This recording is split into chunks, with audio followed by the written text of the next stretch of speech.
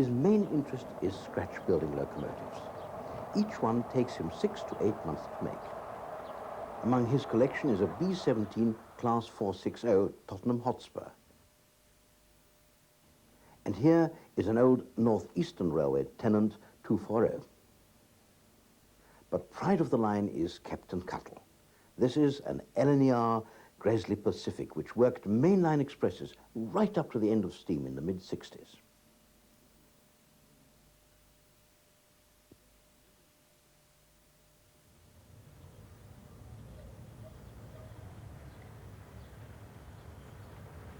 Heading from Westbridge to Bigston and climbing the 1 in 40 gradient past Archway is an ex-Great Northern 080 hauling a mineral train. These locomotives were known by the train crews as Long Toms because, well, they were rather long.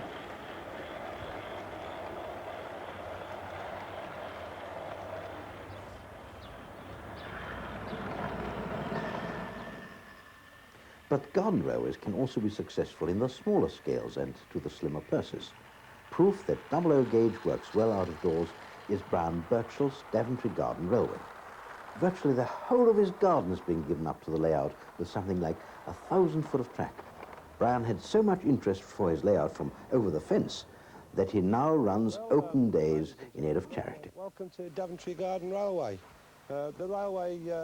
Obviously the scale between the railway and the flowers and shrubs is totally out of proportion, but remember, your mind has very flexible scales. All the locomotives in rolling stock are 16.5mm gauge, off the shelf and ready to run. And even after 10 years of operation, the whole layout performs remarkably well. Brown's layout is at ground level. The track base is constructed of concrete sections, and between each section are gaps left to allow for the expansion. The concrete also carries plastic tubing used for cables and drainage. The track itself is laid on a foam rubber underlay and pinned to hardwood strips which have been set in the concrete.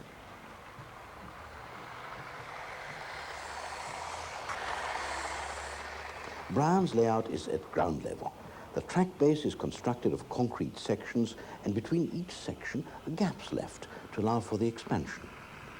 The concrete also carries plastic tubing used for cables and drainage.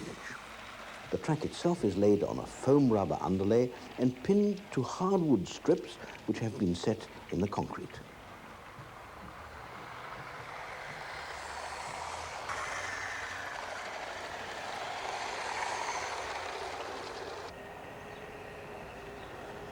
I had a very enjoyable visit with Brown, and of course the perennial question just had to crop up.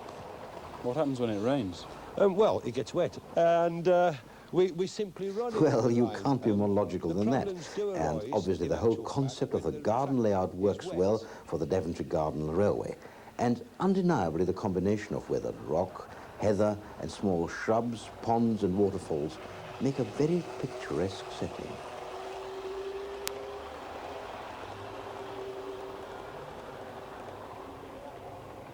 Well, from garden railways to indoor railways, with Tim Watson giving us some of the background to the Model Railway Club's 2mm scale layout, Chilton Green. It's far too long, so we've got to miss out a bit between the viaduct and the station. And similarly, if we're going to be producing... The group that I was involved with started looking around for a suitable area to model, and an area which seemed most suitable for our purposes is just south of Luton in Bedfordshire. And so this area, Chilton Green, was surveyed. We had a sort of field trip up to the area, took some photographs, and started digging out maps, old Ordnance Survey maps of the area, and researching it as much as possible. The layout itself it was decided that we would try to produce a model which showed the railway running through the countryside rather than the usual scene, which is railway and no countryside, so that it looked as if the whole lot had been engineered through the rolling South Bedfordshire Downs.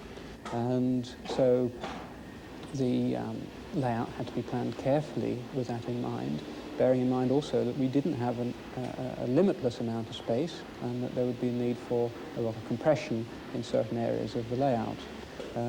However, it is still recognisable as Chilton Green, and you know, a good many people have sort of said, well, you know, I live just down the road from there, or I went through those crossing gates when they were closed against me at some time, or this sort of thing.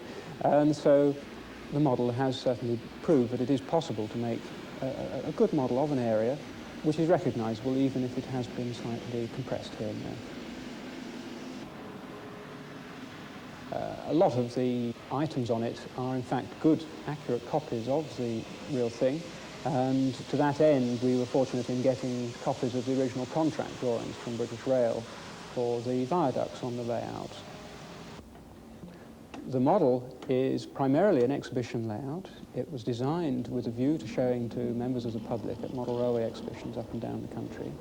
And to this end, we designed it so that there would be plenty of operational activity on the layout, so that there is a four-track main line, which is a Midland main line from St Pancras up to the Midlands. And so with four tracks, you've got expresses, you've got slow goods trains, and you have a lot of movement on those lines. In contrast, we felt that the addition of a branch on the front of the layout, the old Dunstable to Hatfield branch of the Great Northern Railway, would make a rather sort of bucolic, slow, ambling little railway to sort of compare with the hustle and bustle of the main line.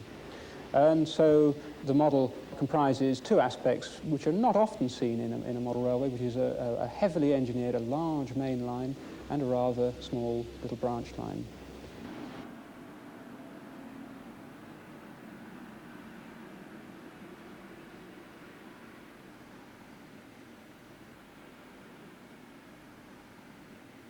The scenery on the layout, well, that was taken from the locality or from any buildings which we felt suitable in Bedfordshire.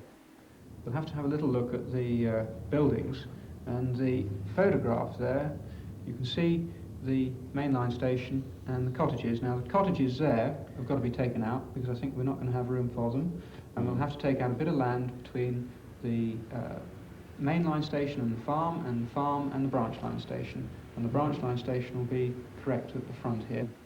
I come from a farming family, and so that is something which really does interest me a lot, getting the atmosphere of a farmyard and the neighbouring outbuildings and so on.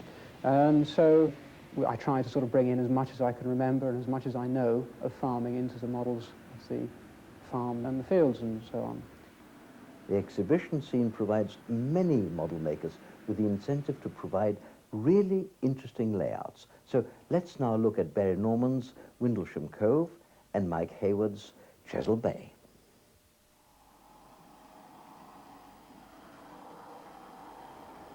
Well, Chesil Bay represents a typical Southern Railway branch line.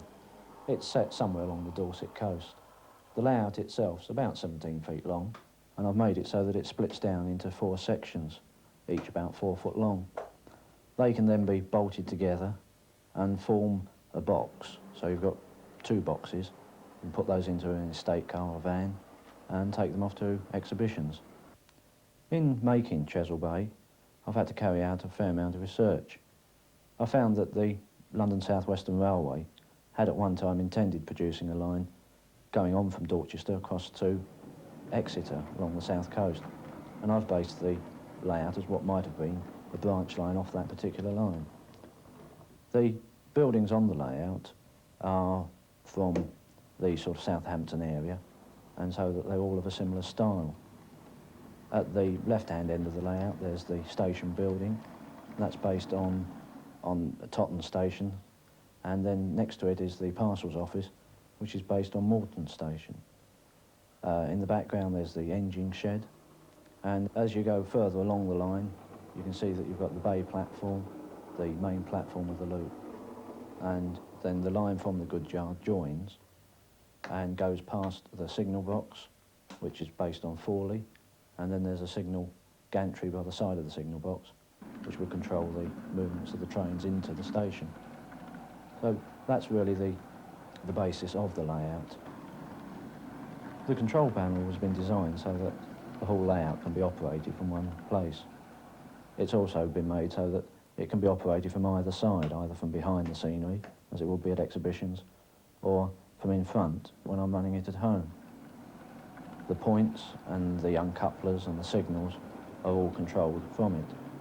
There's simple push buttons, so the operation of the push buttons will move the points, will work the uncouplers, or will work the signals. And so from this control panel I control all the trains as they come in, as they run round and move out.